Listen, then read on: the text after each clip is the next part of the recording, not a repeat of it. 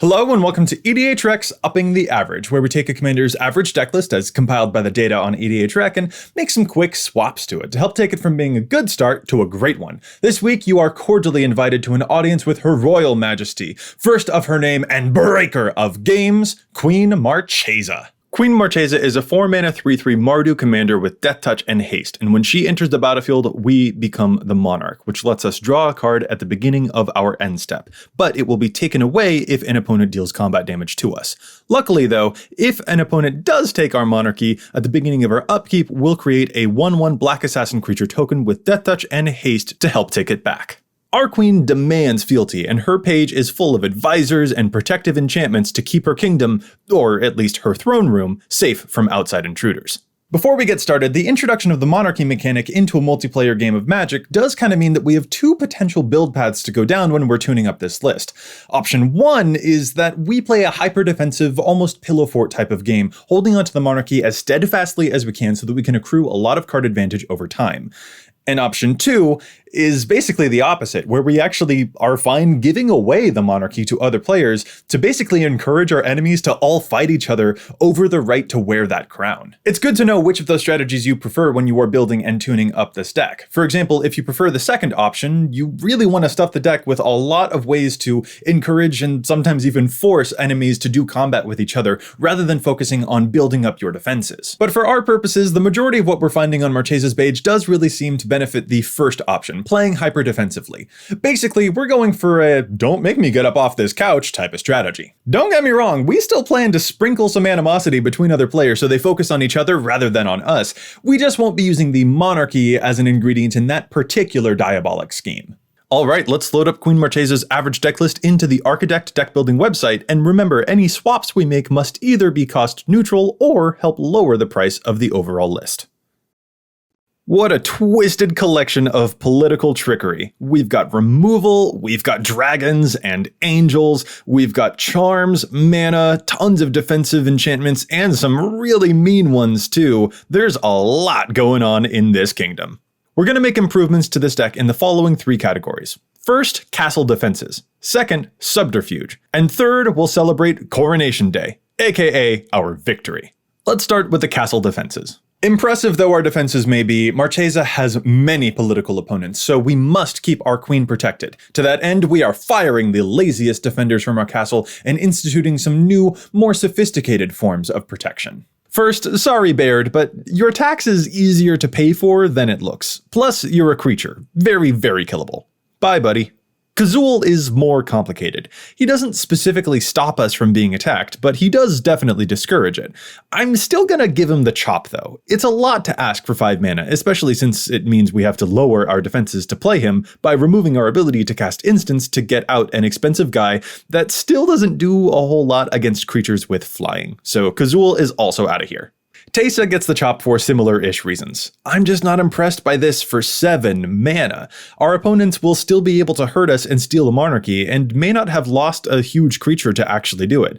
Teysa gets the chop here because it's better for us to prevent than it is to punish. General's Enforcer I was originally nuts about. Like, give Marchesa Indestructible? A Death Touch Indestructible? Hilarious! There are a few legendary humans in the deck that this works with actually, but I'm sadly still gonna slice it. Don't worry though, we've got fun stuff coming down the line that will replace it. Off the bat, I've been cutting a lot so far, and I still have more cuts actually, but let's pause real quick and add in some stuff. Like, what am I replacing all these cards with? I can't just rip cards out, what's going in? Well, first, I detect a Monarch card that is suspiciously absent here. Protector of the Crown. This one redirects any damage that we would take to itself. That is a very great way to maintain our monarchy and fortify our defenses. I am sadly cutting Sun Titan in exchange for this guy though. Sun Titan can provide some card advantage, but it's frankly minimal and it requires us to attack when we honestly might not want to do that yet to preserve the possibility of us looking innocent to our opponents. I'd rather have the 6 mana card that protects and draws cards for us, especially since it's even useful against non-combat damage. Geode Rager is next. This isn't just a landfall card, it's really cool. Repeatedly forcing the most aggressive player at the table to attack not us is just to die for. I'm gonna chop Knights of the Black Rose in exchange. I just don't love it. It's just not much of a deterrent, to be honest. At least not as much as Geode Rager is. Next, mirror, mirror on the wall, who's the grandest of them all? Mirage Mirror is one of the most versatile cards, ever. Getting attacked with a huge creature? Well, now we have one too. Would we like to have 2 sphere safeties? Yes, please. This thing is insane, and just seeing it across the table causes opponents to second guess literally every single action that they could take against us. Sadly, I'm chopping Kaya to make room. I admit this cut is also kind of motivated by budget, but when I looked through the data, she's also in only 15% popularity in this deck anyway. Kaya is really cool to reset the monarchy, but she doesn't have many other blink targets in the deck, and the life drain and draw are quite flexible, but still a smidge fragile. So don't worry about getting this $12 card. Besides, our ghostly prison effects don't protect her much anyway. She's cool, but there are some other cool things that we want to get to down the line. In fact, to make up for all of these tough, probably heartless looking cuts I've been making, I'm going to add in one of my absolute favorite mono white cards in the entire Commander format. Righteous Aura. Pay a mana, pay 2 life, and prevent damage from any source. Read that again. It's incredible. This is one of the best defensive cards I've ever seen in forever. We've made a lot of room here, and there are a lot of other really spicy cards that I want to add, so let's get to our next section. Section 2, Subterfuge. Our goal here is removal. It must be surgical and precise, and most importantly, it must look good to our opponents. That way, we can better offer our services to temporary allies in exchange for amnesty. Removal spells are one of our best bargaining chips when politicking with an opponent. We can, of course, offer resources to an opponent in exchange for a deal, such as providing them with tokens or mana advantage or letting them draw cards or things like that. But it is still sometimes a crapshoot whether that particular opponent will want that particular resource at that particular time. Removal, on the other hand, has a lot of applications. We can proactively remove something that we want gone so we can press our advantage and attack more easily. We can defensively remove something as it's coming our way, or when it's headed towards a temporary ally, we can proactively threaten an enemy player, making sure that they never use their harmful cards against us, lest there be consequences. And we can politic with an enemy to remove a mutual threat on the other side of the board in exchange for a deal there too. And there are tons of other applications I didn't even mention. Removal spells are just one of the most diverse tools in our toolbox. So here we're going to give those tools just a little bit of a polish. After all, we want our knives to gleam as they sink into our enemies' backs. I'm casting Utter End on Utter End. 4 mana is just a lot. Marchesa does spend a lot of time holding up mana to respond with various instants, but this one costs a lot of resources for a single target removal spell, and there are still other spells we can play that have a similar degree of flexibility that don't cost 4 mana. Then there's Vindicate. I dislike this one because it isn't an instant. Removal at instant speed is what gives us our bargaining power. We've got more sophisticated options than this. As replacements, I'm throwing in Generous Gift and Chaos Warp here. 2 cards I'm surprised not to see in the deck already. These have the potential to provide something to our enemy in exchange, but for us, that's actually something we could play up to our advantage. More on that in a bit. Next, Wrath of God. I'm slicing this and adding in 2 more Wrath spells, but they're not going to be in this section just yet. Suffice it to say, I prefer Wrath effects that give us more benefit on top of destroying everything, because those extra benefits can be very deadly indeed. Then there's Mythos of Snapdax. This card costs white, red, black to be a Tragic Arrogance. If you like this effect, you should, it's cool, but you should play Tragic Arrogance instead, not this one. Tragic Arrogance is 5 mana, but it's actually way easier to cast. But yeah, I'm not nuts about it, so I'm tossing Mythos. On the topic of removal, I debated this one for a while, but I'm getting rid of Mathis. Sorry, buddy. I really do like you. I just don't like how fragile you are. And since a lot of the removal these days is exile-based, I've just seen you whiff enough times to make me just skeptical enough to cut you off from the royal coffers. Before we go, since this section is about Subterfuge, I'm cutting Thalia out of the deck. I like the idea here because the tempo disrupts our opponents and leaves them each open to attacks by preventing their ability to establish reliable blockers. Plus, it makes haste a bit of a non-issue. We have 2 other enchantments, Authority and Blind Obedience, that do this same effect though, and I trust them to stick around a little bit more reliably than this very killable creature. Okay, once again that was a lot of cuts, but again, it's in preparation for this final moment. Finally, we're at part 3, Coronation Day. The day that we officially snatch the crown and win the game. As Mardu commanders go, Marchesa is effectively a control deck. Our goal here is not aggro, we're not trying to outpace, we're trying to outlast. But win conditions in a control deck can still be a little bit tricky sometimes. This can be useful, it's nice when our win conditions are tricky against our opponents, but they are still sometimes tricky for us too. Let's take a brief gander through the average deck to see what we would classify as a proper finisher in the list. There's Skyline Despot, which can make a lot of dragons over time. Elspeth is removal, but can also make tokens and emblems to pump them all up. Assemble the Legion will create an unending army if we can stay alive long enough, which is our deck's entire mission. Luminarch Ascension is here to make really nice angel tokens. Elish Norn is also here to happily take our tokens and make them a lot more powerful. Then there's Gisela, who puts in a great appearance by coming down for lethal while also keeping us protected. And I also would count Deflecting Palm, because that can in fact be very, very lethal if we play our cards right. And of course, don't forget the importance of effects that nickel and dime opponents to death. I have in fact been slowly drained out by a Xantia and by a Blind Obedience before. Some of these win conditions complement each other, but some of them don't. Some require us to have a huge advantageous board full of tokens against an empty enemy battlefield so we can finally close out the game. And others require the exact opposite to be true, for us to look completely defenseless so we can lull our enemies into a false sense of security.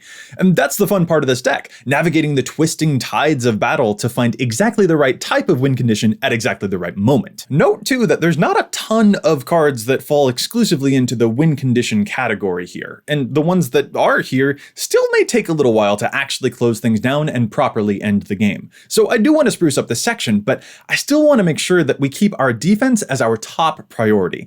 As the game goes on, we will draw a whole lot of cards, so we need to make sure that we stay alive so that we can do that. And if we are drawing a whole lot of cards, we will find a win condition eventually. Therefore, we don't need to stuff the deck full of a ton of win con cards at the sacrifice of our own defenses.